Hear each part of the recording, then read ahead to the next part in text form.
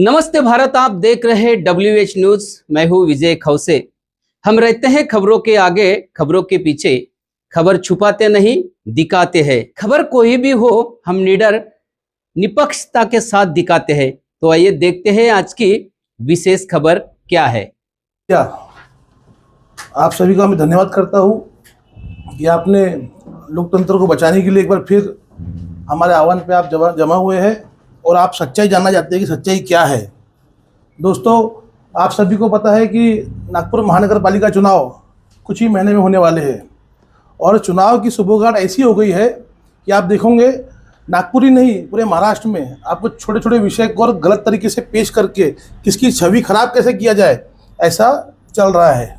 जो कोई भी पार्टी हो, एक दूसरे पे आरोप प्रत्यारोप चालू है। लेकिन मैं ये बोलता हूँ, चुनाव आएंगे जाएंगे रहेंगे, पर किसी की छवि को आप गलत तरीके से प्रेजेंट करके खराब करके आप चाहते हो चुनाव जीता जाए। आप किसी पर जानलेवा हमला करके चाहते हो कि इंसान मर जाए, चुनाव ही ना हो। मैं प्रूफ दूंगा आपको हर बात का। मैं जो भी बातें कर रहा हूँ हवा में नहीं है, पूरे प्रूफ लाया हूँ मैंने और तथ्य के साथ बात करूँगा। 13 तारीख को हमारे एक मित्र का फ़ोन आता है हमें कि रोहित भैया, नारा मेन रोड पे कुछ असामाजिक तत्व जो उनके दोस्त की ज़मीन है, पारंपरिक ज़मीन है उनकी, उस ज़मीन पर अतिक्रमण कर रहे हैं। पहले पूरी घटना बताइए, क्या हुआ तो उसके बारे में बताइए कि कल प्रेस कॉन्फ्रेंस को खुलासा किया जा रहा है। ठीक है। कल जो हमारे खिलाफ एक प्रेस कॉन्फ्रेंस हुई यहाँ पर और बताया गया कि रोहित यादव गुंडा है, बदमाश है, रोहित यादव को उसका संरक्षण प्राप्त है, रोहित यादव ये करता है वो करता है, तो मुझे मजबूरन मुझे भी प्रेस कॉन्फ्रेंस लेना पड़ा कि मेरी अपनी छवि खराब क्यों होने दूँ। जब लोगों को पता है, मेरे क्षेत्र की जनता को पता है कि मैं कैसा हूँ, वो क्लियर करने के लिए मैंने आज प्रेस कॉन्फ्रेंस लिया है। मुझ पर लगाए गए जो आरोप है उसका मैं खंडन करता हूँ, ऑन रिकॉर्ड करता हूँ, ऑन प्रूफ करता हूँ। इसलिए आज लिया गया है। लोगों ने बताया कि रोहित यादव दबंग है, कब्जा करता है। तो मैं पूछता हूँ लोगों से, कितनी ज़मीन पर कब्जा किया, कितने केसेस चालू मेरे पे, ये बताइए, कितने घर पे कब्जा किया, ब्याज का काम है, बता दो किसको ब्याज के लिए फ़ोन किया है, किससे मैंने ब्याज के पैसे लिया और दिया, ये बताइए मुझे। जो मुझ पर आरोप लगा रहे हैं उनका मैंने पूरा पोथी पुराण लाया हूँ। सभी के सट्टे के काम है, जुए के काम है, दारू के काम है, इलीगल तरीके से MD बेचा जाता है एक ढाबे में, और मात्र जरीपटका थाने से 1 किलोमीटर दूर है वो ढाबा। मजे की बात समझो, जरीपटका थाना और वो ढाबे की दूरी आप काउंट करोगे तो 1 किलोमीटर नहीं है। 1 किलोमीटर में महाराष्ट्र पुलिस बोल सबसे बेस्ट पुलिस मानी जाती है इंडिया में, और नागपुर पुलिस भी अपने में आप में सक्षम है कि वो आरोपी पे कार्रवाई करे। लेकिन मैं देख रहा हूँ ऐसे कौन से बड़े राजनेता का हाथ है अपने कार्यकर्ताओं पे, भारतीय जनता पार्टी के ऐसे कौन से पदाधिकारी का हाथ है ऊपर, नेता का हाथ है कार्यकर्ता पे, कि थाने से मात्र 1 किलोमीटर दूर पे आपको MD मिल जाती है, आपको हुक्का मिलता है। हुक्का पूरा बैन है नागपुर शहर में। आप चलिए, मैं आपको फुटेज दिखाता हूँ। उनको बोलिए जो आए थे मेरे खिलाफ कल प्रेस कॉन्फ्रेंस लिए, 1 महीने का पुरावा दे दो, बोला तुम्हारे ढाबे में क्या चला, 1 महीने का पुरावा दे दो, मान जाऊँगा तुमको। दारू बेचते आप, हुक्का पिलाते आप हो, गांजा आप पिलाओ, MD आप बेचो, पर उसके लिए भी अगर कोई राजनीतिक नेता आता है रात बिरात उनकी मदद के लिए, तो मुझे समझ में नहीं आता ये रिश्ता क्या कहलाता है। कार्यकर्ता के लिए आना चाहिए, नेता ने अच्छी बात है, आना भी चाहिए, पर तुम्हारा कार्यकर्ता उस लायक होना चाहिए। मालूम पड़ा वो पहले से ही 10 बार केसेस है उसके ऊपर, मनी लॉन्ड्रिंग के केसेस है, तुम्हारे पैसे का लेन हवाले का काम है, तुम्हारा जुए का है, धमकी जुए के लिए, सट्टा, ये सब केसेस वाले कार्यकर्ता बीजेपी के, और मुझे बदनाम कर रहे हैं कि रोहित यादव ऐसा है वैसा है। इसलिए मैंने प्रेस कॉन्फ्रेंस लिया है। मैं चाहूँगा कि आप मुझसे 10 प्रश्न पूछे, घुमा फिरा के पूछे, हर प्रश्न का जवाब देने को तैयार हूँ, कि मुझे पता है मैं सही हूँ। सबसे लगाए गए थे 13 तारीख की घटना क्या है? 13 तारीख की रात करीब 10:30-11 बजे की बात है। मैं कहीं बैठा था दोस्तों के साथ में, मुझे कॉल आया हमारे मित्र विक्की शर्मा जी का कि रोहित भैया, जो उनके मित्र है राज किरण हरियाणी, जिन्होंने उससे मुझे मिलाया था करीब 1-2 महीना पहले, उनका फैमिली मैटर का विवाद था। तो मैंने सलाह दिया था उनको कि आप थाने जाइए, और वो थाने गए, उसकी रिसीप्ट भी लाया मैंने। उनका फ़ोन आया रात को कि उनकी ज़मीन पर कोई कब्जा कर रहा है इलीगल तरीके से, और कब्जे के साथ साथ वहाँ 15-20 असामाजिक तत्व खड़े हैं लाठी डंड लेके। तो मैंने उनको कहा, भैया आप कंट्रोल फ़ोन कीजिए। शायद उन्होंने करा कि नहीं करा मुझे नहीं पता, पर मैंने उनके बिहाफ में मैंने कॉल किया कंट्रोल को, और मैंने ऑन रिकॉर्ड लोकेशन बताया कि नारा मेन रोड पे यहाँ असामाजिक तत्व खड़े, सर प्लीज़ जाइए, वहाँ अनहोनी हो सकती है। तो कंट्रोल रूम से रिटर्न कॉल आया कि सर हम यहाँ पहुँच चुके हैं, और राजकिरण हरियाणी जो प्रॉपर्टी के ओनर है वो भी वहाँ पहुँचे मेरे साथ में। उन्होंने भी कंट्रोल पे कॉल किया, हम पहुँचे।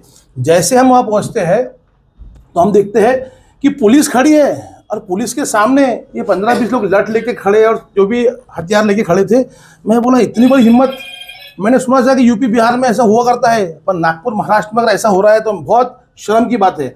वो लोग वहाँ खड़े थे और हमने बोला एक काम करो, बात करेंगे तो बात हो जाएंगी, आपस में लड़ो मत। ये शब्द थे मेरे उस वक्त के। बात तो छोड़ दो, पथराव शुरू कर दिया कि यार हमारा एक मित्र ये वहाँ से जा रहे थे, रुके हैं वहाँ पे, मेरे को देख के देखिए सर, इनको ना पत्थर मारा गया सिर पे, को सिर पे पत्थर मारा। इसमें इनके ऊपर एफआईआर भी, इन्होंने एफआईआर कराया उसके ऊपर। और वहाँ जितने भी पुलिस थी सब उनके फेवर में थे, एक भी रोक नहीं रहा था। दिखाओ फुटेज, सीसीटीवी फुटेज दिखाओ, कौन से पुलिस खड़े थे, कौन से पुलिस ने रोका, कौन से पुलिस ने नाम लिया। वहाँ 10 से 12 बदमाश जो मेन है भारतीय जनता पार्टी के कार्यकर्ता वो वहाँ खड़े थे। मैं तो बोल रहा हूँ है दम तो दिखाओ। और मुझ पर आरोप लगाया कि रोहित यादव ने लाठी डंडे से हमला किया, दिखा दो एक आधी फुटेज। मैंने एक लाठी मारा हूँ ना, तो आज प्रेस के माध्यम से बोलता हूँ कि मैंने अगर एक भी लठ मारा होगा किसी को तो मैं आज रिजाइन दूंगा, आज के बाद राजनीति नहीं करूँगा, समाज सेवा बंद कर दूंगा। ये मुझको फिटाने के लिए कि चुनाव आ रहा है, जेरी पटका से मैं चुनाव की तैयारी कर रहा हूँ, सबको पता है बात कि मैं चुनाव ना लड़ पाऊँ, मेरी इमेज को ख़राब करने के लिए। दूसरी बात, वहाँ ऐसा विषय हुआ तो हम कहाँ गए, सीधा थाने गए। थाने के अंदर सीसीटीवी कैमरा तो रहता ही है थाने की हर प्रेमिसेस में। थाने के अंदर बीजेपी के पदाधिकारी मुझ पे हमला करते हैं, मुझे मारे पीछे से, मेरे सामने से तो नहीं सकते, हिम्मत ही नहीं है, पीछे से मारे मुझे मारे और मेरे सिर पे मार लगी। और वहाँ पर डंडे से वो क्या बोलते चेयर पटक के फेंकने लगे। मतलब ठीक है, मैंने रिप्लाई नहीं दिया। मैंने क्यों नहीं दिया? मैं संविधान का सम्मान करता हूँ, मैं पुलिस प्रशासन का सम्मान करता हूँ कि मैं अगर यही काम करूँगा तो मेरे में उन्हें फ़र्क क्या रहेगा। उन्होंने मेरे पीछे से वार किया, उन्होंने चेयर पटकी, सब कुछ किया, पुलिस के सामने हुआ, पर पुलिस ने एक पे भी कार्रवाई नहीं किया। और रात को उनके बहुत सारे नेता आते, बड़े बड़े नागपुर शहर लेवल के नेता आते हैं, काय के लिए, वो एमडी जुआ सटोरी के लिए कि इनकी हमारे कार्यकर्ता पे हमला हुआ। अरे तुम्हारे कार्यकर्ता काय का हमला हुआ, दिखाओ ना फुटेज। तुम्हारे कार्यकर्ताओं ने अगर रोहित यादव पे हमला किया है तो उसका कौन बताएगा, कौन जिम्मेदारी लेगा उसकी। मैंने आरटीआई से मांगा है थाने में कि मुझे 11 बजे से लेकर रात के 2 बजे तक सीसीटीवी फुटेज पीआई की कैबिन से लेकर पूरे प्रेमिसेस का चाहिए मुझे। और फुटेज मालूम पड़ जाएगा कि कौन गुंडा है और कौन बदमाश है और कौन किस पर आरोप लगाता है। बैठकर मैं किसी के खिलाफ बोल दूं, मैं ऐसे नरेंद्र मोदी जी के खिलाफ बोल दूं, कुछ उससे नहीं होता। बोलना आसान है, आप तो मीडिया हो, आपके यहाँ तो सभी आएंगे, पक्ष विपक्ष दोनों आएंगे, पर तथ्यों के साथ आओ ना। मैं बोल दूंगा कल मोदी साहब ऐसे, मेरे बोलने से नहीं होगा, उसके लिए प्रूफ लगेगा। मेरे खिलाफ भी वो छोटी राजनीति कर रहे होंगे, 1-2 नेता है, वो नाम भी नहीं पता, क्या नाम है उसका, सौरभ क्या नाम है, सरनेम क्या है, शर्मा है, ये नहीं पाराशर है, 2 सरनेम उसकी, हाँ सौरभ शर्मा है, पाराशर। वो आके बैंडबाजी कर रहे थे यहाँ पे, रोहित यादव ने ऐसा। मतलब बेटा, रोहित यादव ने जो कार्य किया है गरीबों के लिए, पिछड़ों के लिए, उसी का खामियाजा है कि लगता तुम मुझसे चिढ़ते हो। मैंने कंटिन्यू नारा 108 एकड़ पार्क का मुद्दा उठाया। मैंने कस्तूरबा नगर में 20 लाख रुपए की निधि मंजूर करवाया जबरदस्ती एनएमसी से लड़कर कि वहाँ गरीबों के गटर का पानी घर में आ रहा है, पानी नहीं आना चाहिए, नई गटर डलवाया। मैंने भूमि पूजन किया। ये बात की नाराजगी है, क्या नाराजगी है उनको कि मैंने फुटपाथ दुकानदारों के लिए लड़ा। कि देखिए, आप मेरा प्रोफाइल चेक करूंगा, देखोगे मैं कंटिन्यू फुटपाथ दुकानदार के लिए लड़ रहा हूँ कि सर उनको हकर जोन मिलना चाहिए, उनकी रोजी रोटी चलना चाहिए। कंटिन्यू लड़ रहा, कंटिन्यू। आप पूछना जाके, सर्वे करना। इस बात की नाराजगी वहाँ के नेताओं को है कि भैया ये फुटपाथ हटेगा तो हम वहाँ पर अपना पार्किंग बनाएंगे, हम वहाँ पर कुछ प्लाजा बनाएंगे, हम वहाँ पर कुछ दूसरी व्यवस्था करेंगे। ठीक है, आप करिए, पर उनको जो 20 साल से वहाँ जमा हुआ है, धंधा कर रहा है, बेचारा गरीब आदमी, वो काम कर रहा है, परिवार को पाल रहा है, उसका कौन करेगा, उसकी जिम्मेदारी कौन लेगा, उसका पालन पोषण करेगा। मैंने जो ही मुद्दे उठाया ना सर, उसके वजह से मुझ पर कार्रवाई की जा रही है। और दूसरा विषय है कि मैं नागपुर महानगर पालिका प्रभाग नंबर 1 की राजनीति से दूर हो जाऊँ, मेरी छवि खराब की जाए कि मैं चुनाव लड़ ना पाऊँ, इसलिए मुझ पर कंटिन्यू, ये नहीं, कुछ ना कुछ करते रहते हैं, कुछ ना कुछ करते रहेंगे मेरे पीछे। और मेरे को टेंशन नहीं है, मैं ऊपर वाले को मानता हूँ। अगर मेरी नीयत साफ है, अगर मेरी करनी सच्ची है, तो मैं आखिर दम तक लड़ूंगा। और कोई भी राजनेता और कोई भी प्रशासन दबाने की कोशिश करेंगे, मैं दबने वाला नहीं हूँ। 13 तारीख का मामला है, अभी 20 तारीख है, 7 दिन हो गए, मामला दर्ज भी नहीं हुआ। तो आपने इसके संदर्भ में सीपी साहब को शिकायत की? नहीं सर, मैं आरटीआई जो फाइल किया था, मैंने आरटीआई जो दिया है, अरे इनकी गुना दाखिल हो गया है, जो मुझ पे मारहान हुई थाने के अंदर, वो नहीं हुआ है। मैंने उसके लिए एक राइट टू इन्फॉर्मेशन मैंने थाने के अंदर मारा। वो तो मैं वो झूठ बोलूंगा तो इतनी मीडिया के सामने तो मेरी सबसे बड़ी बेइज्जती तो मेरी होंगी, अगर मैं झूठ बोलूंगा तो। पुलिस वाले नहीं थे? कुछ पुलिस थी ना, पुलिस सब दबे हुए थे ना, नेता बड़ा है, दमदार नेता है, बड़ा आमदार लेवल से भी बड़ा नेता है वो। ये मैंने आरटीआई क्यों फाइल किया अगर मैं झूठा होता तो। राइट टू इन्फॉर्मेशन एडवोकेट प्रतीक यादव इन्होंने फाइल किया है कि हमें फुटेज दीजिए। हमने पेन ड्राइव भी जमा कर दिया, अपनी पेन ड्राइव जमा हो गई हमारी, ये देखिए हमने जमा कर ये दिया। शिकायत सीपी साहब की तरफ में आपने की है क्या? नहीं, ये एसीपी, ये कायदे से एसीपी साहब को देना पड़ता है। एसीपी साहब वहाँ से भेजते हैं थाने में, वहाँ से होता है। ये रिसीप्ट ली हुई एसीपी साहब की है। दूसरी बात भैया, आप जिन लोगों के आए थे कल महाशय हमारे खिलाफ वो देने के लिए, अब ये दमदार नेता, सबसे दमदार नेता उत्तर नागपुर का, अब बोलूंगा तो राजनीति हो जाएंगी। दमदार समझ जाओ, नागपुर में जिसको बोलते हैं जमीन के मामले में सबसे बड़ा नेता कौन है? हाँ, बस समझ लो। और आरोप हम पे लगा रहा है कि हम कब्जा मारते हैं, उनकी कार्यकर्ता हमको बता रहे हैं। के ऊपर आरोप कर रहे थे, सही बात है। अब देखो मैं आरोप की बात नहीं करता, जब तक सीसीटीवी सामने नहीं आते तो हाँ आप फुटेज देख लीजिए। कल उसके बाद हम जब वो ठाकुर जी के नहीं गया विकास भाव के लिए बोले लोगों ने कि ये नेता क्यों आए, और छोटे मोटे लोग नाम ले रहे हैं। अरे वो जनता का नेता है, तुमने नहीं बुला के 2 घंटा बिठाया था अपने नेता को, हम भी क्यों बुलाते किसी को? हम ये बोल रहे थे कि भाऊ आप सच्चाई पे बात करिए। बोलो ने जबरदस्ती पॉलिटिकल प्रेशर में, आपकी सत्ता के दबाव में अगर एफआईआर कराना चाहते हो तो हमको भी अपने सेफ्टी के लिए बुलाना पड़ेगा ना। पक्ष विपक्ष तो रहेंगे। ये देखिए जो व्यक्ति हमारे खिलाफ कल प्रेस कॉन्फ्रेंस लिए बड़ी बड़ी बातें करे, उनके ऊपर देखो जरीपटका में क्रिकेट बुकी गिरफ्तार युवराज हरियाणी, ये एक विषय देखिए सर उनका, और ऐसे कई विषय है। ये देखो उनको हाई कोर्ट ने उनकी बेल की, देखिए क्रिकेट सट्टा बुकी हरियाणी को झटका, कोर्ट ने जमानत देने से किया इनकार। अगर हाई कोर्ट जमानत देने से इनकार कर रही तो आप क्रिमिनल बैकग्राउंड से आते हो। और इन्हीं के ढाबे के बाहर दारू पीकर कुछ असामाजिक तत्वों ने, ये एक बेचारा छोटा जवान बच्चा 32 साल का स्वप्निल गोसावी, इसकी हत्या हो गई। और ये हत्या में देखो ये खड़ा है पुलिस सामने, ये है युवराज हरियाणी जो कल आके एक्टिंग करा था। ये देखिए हमारे यहाँ पर उसकी पत्रकार परिषद नहीं हुई है, नहीं मतलब मीडिया के थ्रू, मीडिया में किया उसने, यहाँ पे भी मीडिया हुआ ना, मैंने बोलने का मतलब क्या था, मीडिया की तरफ है ना। तो मैंने पूरे पुरावे लाया वो सर, पुरावे है, उनके ऊपर एफआईआर हुई वो भी है। और दूसरी बात, मेरी बातें अगर झूठ रहे तो मैंने कितने बजे कॉल किया कंट्रोल रूम को, 11:08 पे, 11:01 पे, ये भी पुरावे लाया हूँ मैंने, ये भी है ये कंट्रोल। और ये युवराज हरियाणी का कॉल है, उन्होंने भी इतने बजे कॉल किया। और वहाँ से नेक्स्ट डे जब कंफर्मेशन कॉल आता है कि आपको पुलिस ने मदद की कि नहीं की, वो भी कंफर्मेशन कॉल की प्रिंट आउट लाया मैंने। अगर मेरे को बदमाशी करना होता, अगर मेरे आचरण में बदमाशी होती तो पुलिस को फ़ोन क्यों करता मैं? तुमने तो मुझे बदमाश बनने में कमी नहीं छोड़ी, बदमाश रोहित यादव ऐसा वैसा। अरे इतना ही था तो मैं पुलिस की सहायता क्यों लेता, मैं थाने क्यों जाता, मैं कंट्रोल पे फ़ोन क्यों करता? नहीं, अभी आपकी मांग क्या है? मेरी ये मांग है कि जितने भी लोग हैं जिन्होंने मुझ पर हमला किया और जो उस वक्त आयुष वंजारी इन पे हमला किए थे, उन सभी का नाम एफआईआर में आना चाहिए और सब पे कायदे से गुना दाखिल होना चाहिए। और जो अवैध धंधे चालू थे अभी तक चल गए, मैं तो चलने दूंगा नहीं। अभी मैं रोज़ लेटर लगाऊंगा सीपी को कि जरीपटका थाने से 1 किलोमीटर में जुआ सट्टा आंकड़े के जितने भी काम होते हैं उस बिल्डिंग में, अभी एक फुटेज मिली नहीं है मेरे को, वो मिल जाएंगे तो मैं बहुत बड़ा खुलासा करूंगा। और ये बोलूँ क्या वो भाई, वहाँ पर बड़े बड़े अधिकारी हैं, पुलिस अधिकारी, वो भी बैठ के वहाँ पर मदिरा पान करते हैं और पत्ते खेलते हैं, ऐसी जानकारी प्राप्त है मुझे। और फुटेज आएंगे तो मैं शेयर करूँगा आप मीडिया के सामने। पर बड़ी बात है कि तुम कुछ भी करो, पर समाज में अगर माहौल बिगाड़ोगे तो मैं सहन नहीं करूँगा। ये सट्टा बट्टी कुछ भी, इतना बड़ा शहर, मेट्रो शहर बोलते नागपुर, और नागपुर से थाने से 1 किलोमीटर दूर में इतने बड़े बड़े वाक़े। तो एमडी कितनी बुरी चीज़ है। आप देखो वहाँ एमडी मिलती है, क्यों नहीं कार्रवाई करती पुलिस? हुक्का पूरे शहर में बैन हो गया है, कंटिन्यू कार्रवाई हुई है।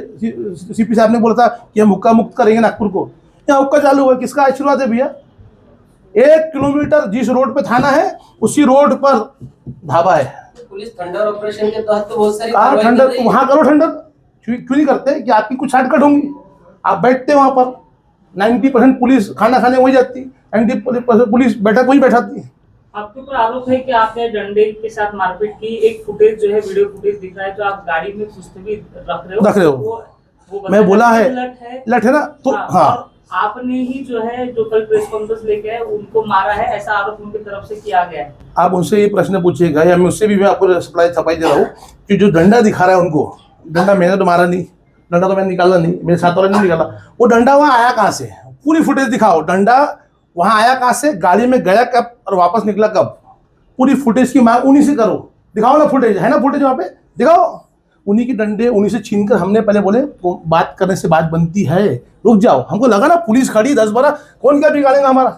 पुलिस के सामने अगर आपने सिर इनका फोड़ दिया तो बड़ी बात हो सर, गई। उन्होंने जो कल फुटेज दिखाया उसमें दिख रहा था कि पुलिस वाले खड़े थे उनके गैलरी के नीचे, लेकिन बाद में कुछ 3-4 गाड़ियां आई और डायरेक्ट उसमें से उतरे और डंडे वंडे उनके हाथ में दिख रहे थे। दिखाइए ना फुटेज में, जो बोले ना फुटेज वाली बात कर रहे ना आप, दिखाइए फुटेज वाली जो आप बोले ना। कोई नहीं, डंडे फुटेज के लोग पहले थे। आप अगर फुटेज मिल जाते तो आप एक्सेप्ट करते? हाँ, फुटेज मिलेगा एक्सेप्ट करेंगे ना कि हम दिखेंगे ना कि मैं डंडा मार रहा, कि मेरे साथ वालों ने डंडा मारे। एक भी लोगों ने डंडा नहीं मारा, मैं आपको अभी बता देता हूँ। 10 बार बोलूंगा, 100 बार बोलूंगा, हमारे यहाँ के लोगों ने डंडा कोई प्रयोग नहीं किया गया, कुछ नहीं किया गया। ये आपको फिर बोल रहा मैं, आप कितने भी पूछो, क्योंकि मुझे पता है, मुझे याद है उस दिन क्या हुआ था। कोई डंडा वंडा वो नहीं, उन्होंने पथराव किया वो दिखेगा आपको। उन्होंने पुलिस की गर्दन पकड़ी, अगर है फुटेज पे दम क्या बोलना, पुलिस की गर्दन किसने पकड़ी? उन्होंने पकड़ी। क्यों पुलिस इतना डर गई उनसे? इतना बड़ा नेता का आशीर्वाद साहब। क्या लगता है आपको नागपुर पुलिस कमजोर होगी? कमजोर क्या है भैया, कहीं कहीं पुलिस को तो मैं सम्मान करता हूँ कि पुलिस ने बहुत अच्छा कार्य किया है। और मेरी जेरीपेट का पुलिस इतनी मतलब हमको तो आज तक कोई विषय पे हमको बहुत सहभाग किया, उन्होंने बहुत बहुत सपोर्ट किया। काहे को गलत बोलना, लेकिन इस विषय पर पता नहीं कौन से राजनीतिक नेता का दबाव है कि क्या है, वहाँ कहीं कमजोर पड़ रहे नजर आ रहे हैं। और मैं चाहूँगा कि जरीपट का कोई एमडी मुक्त किया जाए। ये अकेले नहीं है, ऐसे कई लोग हैं, एमडी, ड्रग्स, ब्याज, सट्टा पट्टी, ये सब काम, मैच का काम तो नंबर 1 पे चलता है हमारे पूरा नागपुर एक तरफ, जरीपट का एक तरफ। कितनी कार्रवाई हुई पूछिए उनसे। जैसे अभी ये सारे आप चीज बताइए, इनके ऊपर में अगर कार्रवाई मान लो नहीं होती तो फिर आपका अगला कदम क्या मैं रहेगा? अगला कदम है, मैं प्रूफ जमा करूंगा और डीसीपी साहब और सीपी साहब को लेटर दूंगा, तो कोर्ट में जाऊंगा मैं। देंगे कोर्ट में, वैसे भी जा ही रहा हूँ मैं, जा ही रहा हूँ कोर्ट जिस में। तरह से आपके ऊपर एक आरोप लगाया गया पर्सनल लेवल पे कि आप जो है दुकानदारों से पैसा लेते हाँ, हाँ, हाँ। ये आरोप भी बड़ा गंभीर है। मैंने उसका रिप्लाई दे दिया है आपको, मैं आपके दिखा सकता हूँ कोई वीडियो आपको यहाँ पे। लोगों ने हमारे आरोप लगाया कि जिनके लिए मैं लड़ता हूँ, गरीबों के लिए, मैं उनसे पैसा लेता हूँ। शायद लोगों को मेरा परिचय ही नहीं है कि मैं कौन हूँ और मैं कौन से काम करता हूँ, मैं हूँ कौन। ये तो आइए एक बार जीरीपट का, आप खुद आना पीठ पीछे मेरे, कोई भी दुकान पे जाना और क्या बोलेंगे, रोहित मेरा बेटा है, मेरा भाई है। अरे हमने तो निस्वार्थ लोगों की सेवा की, वहाँ पे लोगों की मदद की है। अब बोलने को कुछ नहीं है तो बोलेंगे कुछ ना कुछ कि रोहित की छवि कैसे खराब करना। ये देखिए आज का एक वीडियो है, हम लोगों से सर्वे कराए कि बाबा ये ऐसा क्या हो रहा था, लोग हमारे बारे में ऐसा बोल रहे हैं। बोले कौन है, बोले वो, ये देखिए, देखो रोहित यादव हमसे वसूली करना, ये सारे काले धंधे करता है, उसके बाद भी अपने आप को वो सच्चा समाज सेवक बताता है। हमने झूठ बोलो, बार बार झूठ बोलो। कौन भड़वा है, सब बोलने वाला है, हाँ? बोलने वाला है, हमारे सामने लाओ ना, तुम 20 साल के थे ना, हमारा हम लोग को इतना मदद, हमारी मेरी उम्र हो गई इतनी साल, एक बार पैसा नहीं है। ये एकदम झूठ है कि रोहित भाई यहाँ पे जितने भी दयानंद पार्क के पास ठेले लगाते हैं वो उनके पैसे मांगते हैं। सही बात है क्या? नहीं मांगते ना। अगर आरोप लगाए सबूत है, उनको पूछो सबूत है क्या बताओ। ये हमारे सौरभ भाई के बहुत अच्छे मित्र है, इन्होंने बहुत अच्छा सवाल किया कि सबूत दे। तो सौरभ भाई सबूत दो कि रोहित भाई किन ठेले वालों से पैसे लेते। पहली बात तो मेरे को ये बहुत बड़ा जोक लग रहा, तो चुनाव पास में आ रहे हैं, बस चुनाव के लिए ये सब फंडे हैं इनके वाले। मतलब जितने आरोप लगाए गए वो झूठे, एकदम झूठे, एकदम झूठे। हम रोहित भाई के साथ खड़े हैं। ये सौरभ को कभी मैंने कुछ देखा नहीं, ना ही मैंने कभी नाम सुना। मैंने सिर्फ रोहित भाई का नाम सुना है यहाँ पे। वो सौरभ हम तो पैसे तो अभी तक लिए नहीं, हमारे साथ कोई बात ही नहीं है। आपने देखा कभी किससे पैसे लेते हुए उनसे? नहीं आते ही नहीं इधर कभी। कौन भड़वा है, सब बोलने वाला है, हाँ? बोलने वाला है, हमारे सामने लाओ ना, तुम 20 साल के थे ना, हमारा हम लोग को इतना मदद, हमारी मेरी उम्र हो गई इतनी साल, एक बार पैसा नहीं है। कौन सा भड़वा है, कौन मेरे सामने लाओ ना तुम। कितनी गंदी गाली है ना उस हरामखोर के नाम पे है, जो ये ऐसे आरोप लगा रहा है। गालियां देके अपना मुंह खराब नहीं करना है हम। और रात बात पैसे की, कभी अगर दूर का वड़ा पाव भी हमसे उन्हें कभी जिंदगी में आज तक नहीं लेके गए। आए भी कभी ठेले में तो पहले पैसा रखते उसके बाद खाते। और हमारे लिए रोहित भैया मसीहा की तरह हमेशा खड़े रहे हैं और हम उनके लिए सिर्फ एक ही वर्ड बोलेंगे कि तुम रक्षक काहो को डरना, बस। रोहित यादव जी पे जो आरोप लगाए गए कि वो यहाँ पे जिंजर मॉल के पास ठेले वालों से पैसे लेते, कितनी सच है कितनी झूठ है? ये झूठ है, एकदम पूरा झूठ है। हमारे यहाँ आते जाते हैं रोहित भैया, नाश्ता करते हैं, उल्टा नाश्ते के अपन अपने को पैसे देते। तो ये जो आरोप पैसे अपन से नहीं लेते, ये एकदम झूठ है, झूठ है। कुछ भी बातें करते लोग। ये जो वीडियो बनाया है आपके कार्यकर्ता ने बनाया, हाँ ठीक है, ये साफ साफ दिख रहा है। हाँ बनाया ना, तो ये तो मैनेज भी हो सकता है ना। एक काम कीजिए, मैं आपको एक किसी मीडिया वालों ने तो नहीं ठीक बनाया है, मैं बोल रहा हूँ आपको बोल रहा हूँ, निष्पक्ष बोल रहा हूँ मैं आप सभी से मैं सभी रिक्वेस्ट करूंगा आप सभी से कि आप खुद जाइए, मुझे मत बताइए, आप खुद जाइए। सुनो पर जाना कहाँ, जो एरिया का नाम बता नहीं क्या, ये लोग भी क्या करते, किसी को काला करेंगे, पूरा जरी पटका जाइए, दयानंद पार्क के पास जाइए, जिंजर मॉल जाइए, नारा में जाइए और पूछिए, चुपचाप जाना, एक नाश्ता खाने के सब जाना, यहाँ स्पाई कैमरा लगा देना, ये मत दिखाना मीडिया वाले हो, मतलब रोहित यादव कौन है, कैसा है, आपका क्या है, आगे आपको दोबारा मेरे से बात करने की जरूरत ही नहीं पड़ेगी। मैं 100% बोलता हूँ। अरे दौड़ के 2 बजे तक खड़ा था रात भर, उनके लड़ने वाला रोहित यादव है। अतिक्रमण में सबसे ज्यादा केस लगे किसी के ऊपर तो रोहित यादव पे लगे। मैंने एनएमसी से लड़कर उनको वापस पुनर्वसन किया। मैंने विक्की भैया चाहते थे कि वो हट जाए, कंटिन्यू 1 महीना लड़ा सर मैंने। तो आप फुटेज दिखाता हूँ, आपको दिखाता, हर चीज का प्रूफ दिखाता हूँ। ये भी आरोप लगाया कि दोनों पार्टी पर एफआईआर दर्ज हुई। तो बोलता हूँ फुटेज दिखा दो तो ये भी क्लियर हो जाएगा ना। पुलिस वालों ने आपको मैम वीआईपी ट्रीटमेंट क्यों देंगे मेरे को, एक बार बताओ। जब वाला फुटेज आएगा जिसमें मार धाड़ हुई अंदर थाने के, तो वो भी दिख जाएगा कि मैं कहाँ बैठा था, वो कहाँ बैठे थे। वो वीडियो इतना इंपॉर्टेंट है ना, खलबली मचा दूंगा मैं, वो वीडियो आने दो बस। मैम हर बात, मैं भले ही पॉलिटिकल बैकग्राउंड से आता हूँ पर मैं दिल से सच्चा हूँ, तभी आपकी तरफ आया। अगर मुझ में गलती होती तो मेरी हिम्मत भी नहीं होती मैं आपसे बात करूँ। मैं एक स्वभाव है मेरा, एक नेचर है। अपन जितने भी ब्रॉड दिखते ना उतना ही अंदर से उतना ही गहरा अंदर भी हूँ मैं ऐसा नहीं हूँ। आरोप तो लगाते हैं। अब राजनीति में जिस कदम रखा मैंने, सोच लिया था कि 10 अच्छाई मिलेंगी तो 2 बुराई मिलेंगी, और एक्सेप्ट करता हूँ मैं बुराई, रिप्लाई दूंगा ना। आने वाले चुनाव में आपकी क्या रहने वाली है? मुझे हमारी पार्टी तरफ से जिम्मेदारी मिलने जा रही है, और मेरे ऊपर है कि मैं लड़ूँ ना लड़ूँ, पर मेरे पीछे मेरी पार्टी है। पार्टी का पूरा आशीर्वाद है कि प्रभाग नंबर 1 से हो या प्रभाग नंबर 9 से मैं चुनाव लड़ सकता हूँ।